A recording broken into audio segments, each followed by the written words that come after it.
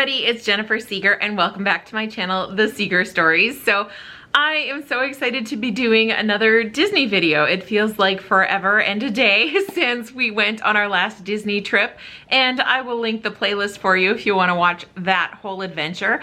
And we are actually planning for another Disney trip, this one coming up in December. So we're going to be there in early December or just before the holidays and experience all that Disney magic leading up to Christmas. So I thought I would just pop on and film a little video kind of to announce our trip and talk a little bit about what we're doing to prepare. So for the trip that we had in September, I did film some videos as far as, you know, what I was packing, how we were packing up our parks bag to go on the trip, and I still plan on doing that this trip. I love a good Disney packing video. I hope you do too. So all that content will be coming, but I also wanted to film another video kind of 6 months out from our trip to talk about what I'm doing in kind of this endless waiting game, or it feels endless anyway. So we actually booked our upcoming Disney vacation last September while we were still in the park. We were hoping to get what they call a bounce back offer to get a discount on a future trip. It didn't come, but we had kind of budgeted in to book our next Disney trip because you can't see it all in one trip. So we just ended up booking it, and we booked it for December because we are super excited. We love Christmas, we love Disney, and we are so excited to kind of get the chance to experience all that holiday magic kind of Disneyfied. So super excited for our upcoming trip in December. But like I said, we're like 6 months away, and it just feels like a hurry up and wait. Like, we got everything booked. We actually recently got our airline tickets purchased, which that was a struggle because when you're booking a vacation maybe that far out, the airline tickets aren't quite available yet. So we kind of had to wait for them to be available. And then there was a whole watching the price thing. We usually pay with miles, but the miles have skyrocketed in addition to the price. I feel like I could do a whole video on like what a roller coaster ride it was to get our plane tickets booked. But they were booked as of last week, and I'm kind of shifting gears into full planning mode. So I kind of wanted to share with you a little bit about what that looks like. Now, I mentioned we had wanted that bounce back offer from Disney. That is traditionally kind of pre-pandemic, pre the whole Disney parks trip and Disney World trip getting flipped on its ear post-pandemic. Those were usually the deepest discounts that you could get. But we were told by a cast member when we didn't get ours and we were inquired about it that they have been suspended indefinitely. So I haven't heard from anybody who's visited the parks recently that those bounce back offers are happening again. So there are some discounts listed right now on the Disney website, and that's something that I'm doing kind of religiously, is checking back on the website and the special offers to see if they are extending any special offers or putting up some new special offers into December when we are traveling. Right now, there are discounts for Disney Plus subscribers, and then there's always, of course, discounts for Florida residents or military members. Those are evergreen, I think, discounts that come up, but I'm checking back on the website, so hopefully we probably won't get a discount as much as that bounce back offer, but we are getting or hoping to get some type of discount when those are released. The other thing that we do when we go to Disney to try to snag a discount is we actually pay for the trip using Target gift cards. So we are Target Red card holders, and that means that we get 5% off Target purchases, and that actually includes gift cards, which is a pretty cool thing. So we can go to Target, or we actually do it online, purchase a gift card, get that 5% off, and then turn around and use that e-gift card, is usually what we do online, and pay off some of our Disney balance. So regardless if we haven't had the discount applied yet, we are getting the 5% off. The trouble here is gonna come, or I shouldn't say trouble, or the reason we haven't quite paid it off is because if we do get a discount, then the refund is going to maybe take a little longer to process, and it'll come to us in the form of a gift card. I'm not gonna sweat that too much, but that's kind of what we are watching right now at the 6-month mark, hoping to get a discount before we finalize and pay off the vacation. And those are due 30 days in advance. So if you're newer to Disney, that's how we book ours. I know there are things like DVC rentals, or if you're staying off property. We like to stay on property. We can put everything kind of in our cart. We can add our extras, things like that, and then make regular payments on it throughout the year to get our dream vacation to Disney. So that's that. If you are a person that likes to just go to the park and, you know, you see what you see, and hey, that's great. I honestly wish I could be a little bit more like you, but I am a planner and I want to have a game plan. So my game plan, and this is something that I'm updating. It's a little bit of glare there. This is what I had for our last trip. It's the Disney, not Disney, Seeger Adventure binder and planner, and I have used this for, we went to Las Vegas a few years ago, kind of any trip that Nate and I have taken since we've been married. I have kind of put it in a binder because I do a lot of the planning, and then he can just kind of look through it, usually on the plane, and like, this is where we're going. He has input too, don't get me wrong. He is just more of a show up and see what I see kind of a person, and I am definitely a planner. So this book is getting a fresh update. I've already made our cute little cover for our Christmas party.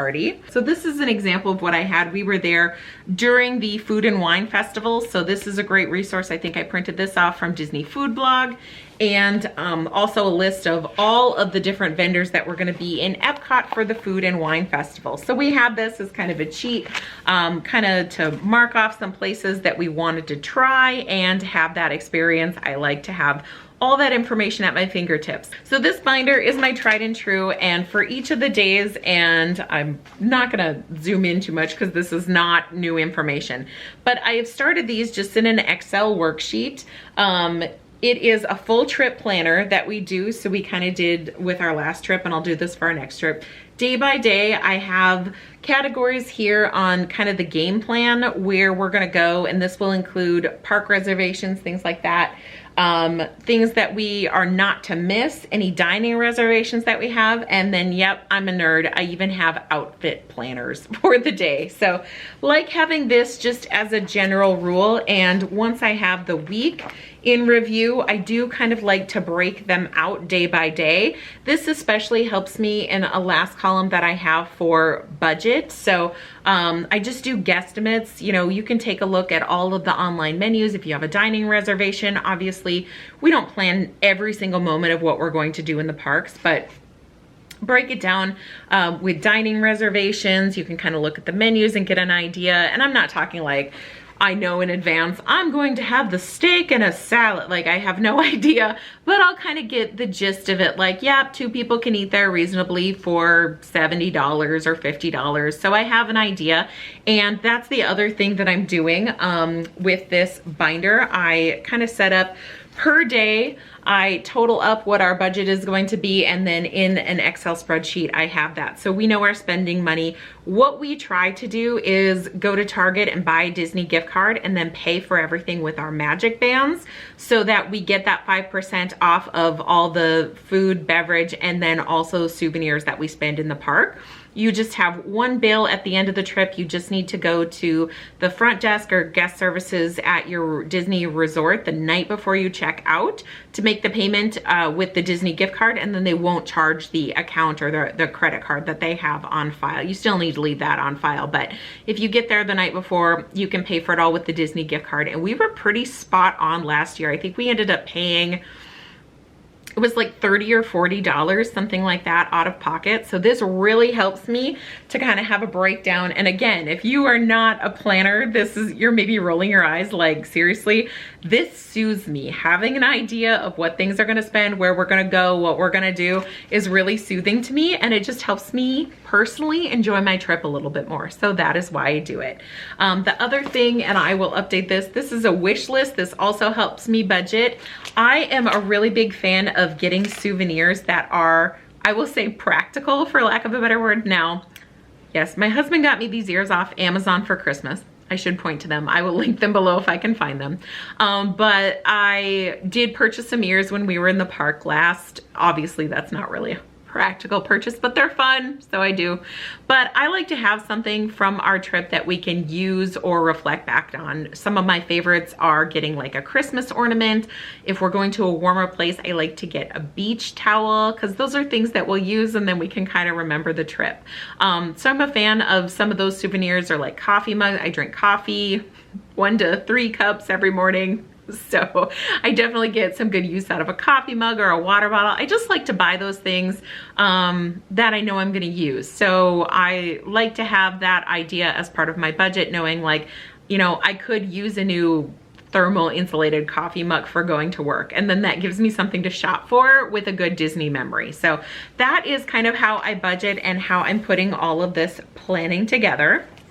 Now back to, oh, I should point out before I move on, one thing that I also had in this binder that we found super helpful, and I'm sorry they're not showing up on camera, so I hope my explanations of it is okay, because in addition to the binder, I just have these like plastic sleeves I got on Amazon, and then I can just do printouts and tuck it in between there. But I had a map of our resort, which was super, we were at Caribbean Beach Resort for our last trip, and that place is ginormous. So it was really actually helpful. We use this map a lot. And then we also put in some of the park maps, which honestly, you can pick up the park maps at any location, but it was just really nice to kind of have a game plan the night before in the hotel, just kind of a quick reference. I had plenty of room to tuck those in there, so I had all of the parks and Disney Springs in the binder. So we could just go through that and kind of look.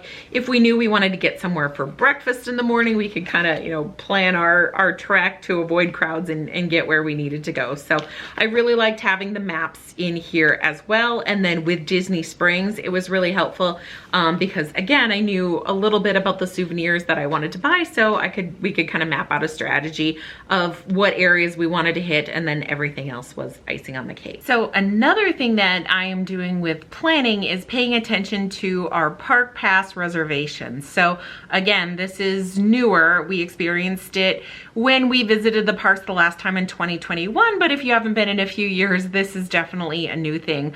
And that is having a park pass reservation for the park that you want to visit first in the day. Now, if you purchase park pass tickets with the park hopper option, it does mean that you can hop to a different park, but you cannot do so until 2 o'clock in the afternoon. That's when park hopping opens up. So I have already changed around probably 3 different times, and I may do so again. Our park pass reservations, the kind of the stinky thing about it is once you have a reservation, you actually need to drop it on the website and then go out and make a new one. So you can't just do the switch. So it's very important to go out and check the availability calendar to make sure that the park you want to make a reservation for isn't filled up for the day in question. Now, because we're talking about 6 months out, it is green all the way. You'll see the calendar be green for all parks have availability. It'll turn yellow for some of the parks have availability. And then lastly, it'll be grayed out if the parks are all sold out on that day.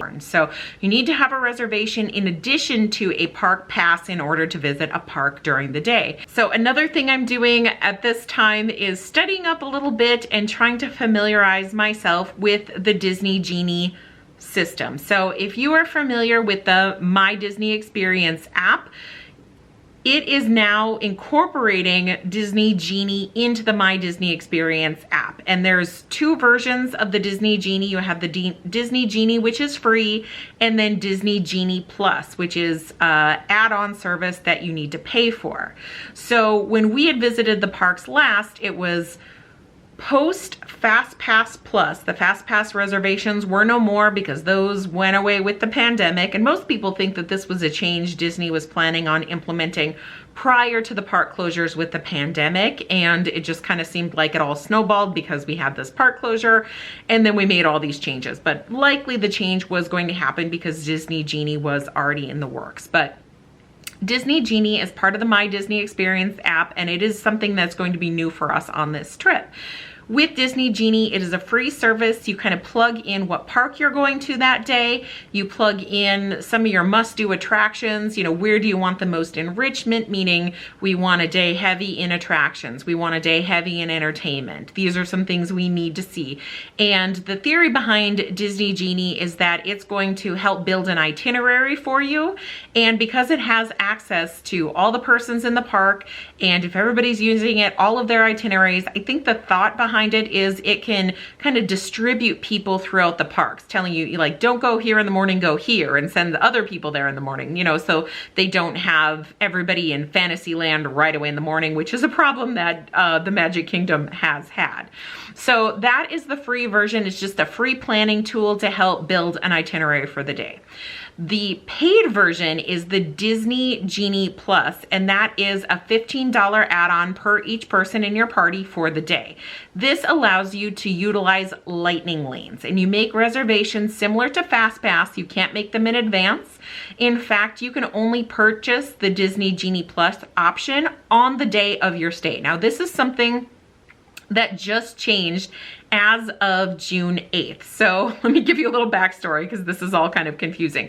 So when we were in the parks in September, there was no Disney Genie. It was actually coming out in October, and we knew it was, you know, we were right on the cusp of it, but we didn't experience any of that. We didn't have the option for fast passes nor lightning lanes. Nothing was available.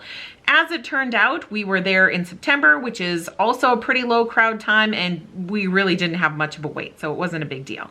Now that we're going during a very heavy crowd time, they did have the option to add Genie Plus, Disney Genie Plus, for everyone in your party on every day that you were visiting the parks. So you had the option to add it, and it kind of gave the option in the, when you were booking the trips through the Disney website, you know, do you want the park hopper option with your tickets? Yes, we do. Do you want that with Genie Plus? And then we selected, yes, we do. So we actually added it on for every day in our trip in advance. And that was really the downside of it, is that there are some parks that arguably you can get through without really needing to utilize those lightning lanes. Epcot, Animal Kingdom, especially if you're hitting up Animal Kingdom as hopping into it after 2 p.m., you're not going to experience the long wait times for the attractions. So Lightning Lane, most people agree, is best utilized between Hollywood Studios and the Magic Kingdom. So the downside is, like I said, we had to add it on for both my husband Nate and I every day of our trip. So we have 4 park passes. We paid for Genie Plus. It's like a $30 a day add-on, but it does mean that we will get to select lightning lanes on those days. On June 8th, things changed, and now you can only purchase Disney Genie Plus on the morning of your park reservation, or when you have a park pass. You can add it on for that day only. So I see the benefits to both. I think because the data hasn't come out yet, this is a fairly recent change. I'm kind of wondering if they are going to limit the number of people that have Genie Plus, because one of the major concerns or complaints, you're paying for this lightning lane service, but it's been so popular that everybody else is paying for the lightning lane service or the Genie Plus to get the lightning lanes. So those lines don't end up saving you as much time as you feel like they should because you're paying it. That's just my own working theory, that they're going to try to limit the number of people that can pay for the Genie Plus. So it's going to be, you know, get up early in the morning and add that in. But we'll kind of see how that plays out. Again, it's something that we're watching over the next few months, but we are locked in. I believe we still have the option to drop it if we'd like, but we are locked in. We have those lightning lanes. We can make our reservations at, I think for resort guests, it starts at 7 or 7:30 a.m. I think it's 7 a.m. We can make our first lightning lane reservation, and then either 120 minutes from park open or after you clicked into that first lightning lane, you can make your next one. So you can make them throughout the day. You can even stack them for later in the day. So like one thing we might utilize if we go to a park in the morning, we might be building up those lightning lanes for Hollywood Studios later in the evening, so we can have lower wait times in that park if we are visiting a park like Epcot, where we're maybe not riding as many attractions because of those things that we're interested in seeing for International Festival of the Holidays. So another exciting thing that actually just happened, why I feel like we're finally getting movement on this trip that's been a little stagnant since we booked it. Not much planning to be done too far out, but Disney did just announce on the halfway to Christmas mark the return of Mickey's Very Merry Christmas Party. So we were so hoping that that would happen. They haven't had the full party in the park since 2019. They had replaced it in 2020 and 21 with Mickey's Very Merriest After Hours, I think it was called, and it was a scaled back version It wasn't a full-on close down the park ticketed event that it is returning to again this year. As I understand it, it was kind of a later after the parks closed, you get a few hours tacked on, and it wasn't to the same scale that it is. So if you're not familiar, Mickey's Very Merry Christmas Party is a special hard ticketed event. You do not need park pass admission to be in the park. That day, your ticketed event will get you into the event and actually get you in a few hours earlier. So the parks are actually closing their doors on select dates, November and December. And you can find all this on Disney's website. I'll link it below because I'm not going to go too much into the details, but tickets are running usually around that $150 to $170 range during the time, at least that we are traveling. I think they climb up towards $199, if I'm not mistaken, towards the actual Christmas holiday. But throughout the months of November and December on select dates, the Magic Kingdom will close its doors at 6 p.m. and then anybody that has a ticket to the event will get a wristband, and only those persons are allowed to stay in the park. 7 p.m. onward is actually when the party is happening, and I think it goes till midnight. It's working in our favor that we live in Minnesota, and so it'll be 11 p.m., not midnight. I'll still be on Minnesota time because I do not do well with late nights, but I think the adrenaline from traveling, and we should be able to hang in there and experience that excitement right up until the end, because there is lots to do. With the hard ticketed event, you can actually enter the park at 4 p.m. so 3 hours before the event starts, 2 hours before the parks close. And what they've done in years past, now they haven't released the full schedule, but again, it's what I'm doing 6 months ahead of time. The name of the game is research. So I've been looking up and kind of seeing how parties ran in years past, and there's usually one of the stage shows that has been presented as those regular park guests are leaving, and that's kind of kicking off the party. But in addition to the stage shows, there are different dance parties set up. There's cookies set up. They're giving away for free with your event ticket throughout the park. Hot chocolate, apple cider. There's 2 showings of a very special Mickey's, I'm sure it has like an official name, but Mickey's Christmas Parade. I'm sure Disney has like a 7-word name for this parade, but I only know it as like Mickey's Christmas Parade, which looks to be fantastic. And then I'm not sure if they're doing it this year. In years past, they have done just a holiday wishes, or maybe it's called the something kiss. In years past, they've done the special show where Elsa actually lights up the castle, and it's got all these like amazing lights on the castle just for Christmas. And now that the castle's decked out for the 50th celebration, I don't know if they'll do that again, but I'm hoping they will because it looks phenomenal. So we are super excited for that. They announced the dates, and we were lucky enough that we could snag a date to the Christmas party on the date that we were traveling. So fingers crossed that we don't have any flight delays, but we do have a pretty good buffer, like 4 hours before we could get into the parks versus when our flight is supposed to land on the first day of our trip. So one great thing about this, we were actually able to scale back our trip and cancel one of our park day tickets because it's a hard ticketed event. We get in a few hours earlier. We don't want to waste a park pass on a day that we would only have like 4 hours of regular part time before our ticket would get us into the event. So that was really exciting that we can scale that back, and then we'll still have, we're planning on another 4 full days in the park. So super excited about that. I've also been looking about what things are special in the parks for the holidays, like not hard ticketed events necessarily, just kind of some of those holiday things that have been going on. There will be, as we near closer to the holidays, a lot of information coming out on what is special in the parks. Now, I assume they're doing a lot of the same overlays that they've done in the past, and I did read about some new ones as well. An overlay is kind of a nod to Christmas.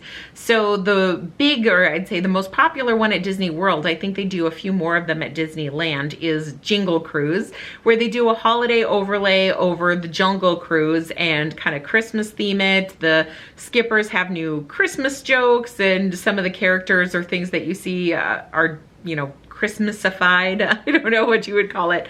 And they just kind of take over the ride for Jingle Cruise. This year, I did read that the new Guardians of the Galaxy Cosmic Rewind is going to be getting a Christmas overlay. It sounds like they're going to be playing different Christmas songs on that attraction. So that should be fun. I have mixed feelings about it because we have not gone to experience that attraction like in its pure original form yet. So if we experience it with Christmas music, I guess we just have a reason to go back and experience the ride kind of regular, non-Christmasified, which I think is a word I'm gonna coin if it's not already a word, because it's starting to roll off the tongue. I'm getting the hang of it. So, so doing the research on that, we are also going to be looking out for some more details about Epcot. So Epcot does have a festival that is running from late November, typically late November around Thanksgiving through the holidays, and that's called the International Festival of the Holidays. Now,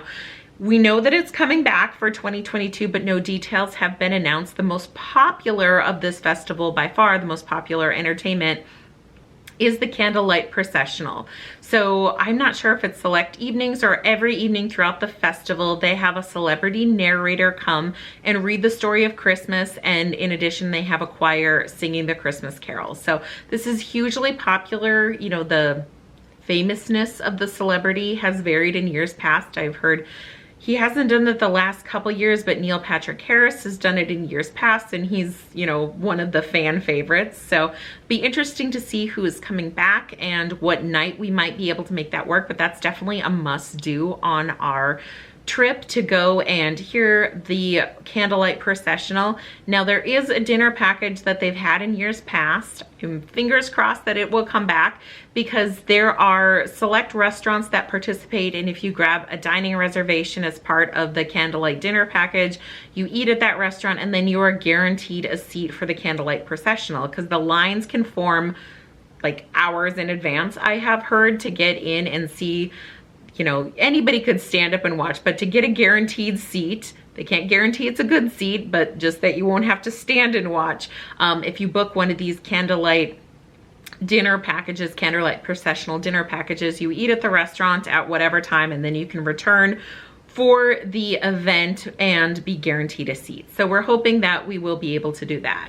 The other thing that I am really looking forward to, that I've been watching some videos and reading up on, is the Christmas Storytime narrators from the different pavilions in Epcot World Showcase. So participating pavilions, I don't think it is all of them, have different storytellers that talk about traditions from their country. Some that I'm really looking forward to are Norway, because that's my background, Scandinavian, to go and see. And I think Père Noël is also there from France, or they talk about Père Noël. And I've just heard really great things. So I think that really appeals to me to hear just some of the folklore, some of the stories, and experience that around the holidays. So really looking forward to that. In addition to the entertainment, the International Festival of the Holidays at Epcot does come with its own food booth. So we are excited that they'll be announcing some of that. We will probably get another printout for our handy dandy binder, so we can put that in there and narrow down what food choices there are available and what booths we want to visit. It's going to be very scaled down from, obviously, starting in just a few days, or probably as this video is going up pretty much. They are starting the Food and Wine Festival, which of course the focus is on food and wine, so they'll have much more available as far as booths. But the International Festival of the Holidays will come with its own. And one thing that we actually regretted on our last trip, because we were there for a festival, we wanted to try so many of the delicious and amazing restaurants in Epcot. We felt like we booked too many dinner reservations. We were always too full to try all of the booths that we wanted to try, which is just like a problem we have, because the Seegers really like to eat when they're on vacation. So we had some really great food at some sit-down restaurants. We went to Tepanato, we went to Via Napoli, and then we also got the opportunity to eat at Space 220 like the day after it opened, which we weren't even thinking was possible, and we got in. So those were great experiences, but we have made the decision that we would make one to no dining reservations in Epcot in anticipation of trying some of the delicious food at International Festival of the Holidays. So looking forward to that. And again, like a lot of research is coming out, or resources, I should say, that's the word, coming out online. So I'll be filling up this binder, starting to make our itinerary, starting to fine tune our budget, with my goal being getting this all kind of put together, maybe 6 weeks to 2 months before our trip, because again, I like to plan. So that's everything that I've been doing to prepare kind of at the 6-month mark with Disney. We're putting together itineraries, doing a lot of research. I have also been working on our must-do list. Of course, that takes input from Nate as we go through and kind of do research on what's available. We hone down those 4 or 5 things that if we came home from our trip not being able to do those things, we would be absolutely heartbroken. We try to just narrow it down, a focus to a few fun things, and then everything else is icing on the cake. So I hope you found this video enjoyable. I always kind of want to know what people are doing to get ready to plan for a trip. Like I said, ours is way out, and I still will plan on doing some different packing videos and kind of getting ready for our Disney trip, as well as vlogging the trip. But wanted to just kind of check in with you on our upcoming 6 months away, can't wait till it's here, vacation. So thank you so much for watching. If you've not already, please click the like and subscribe button below, and I will see you next time.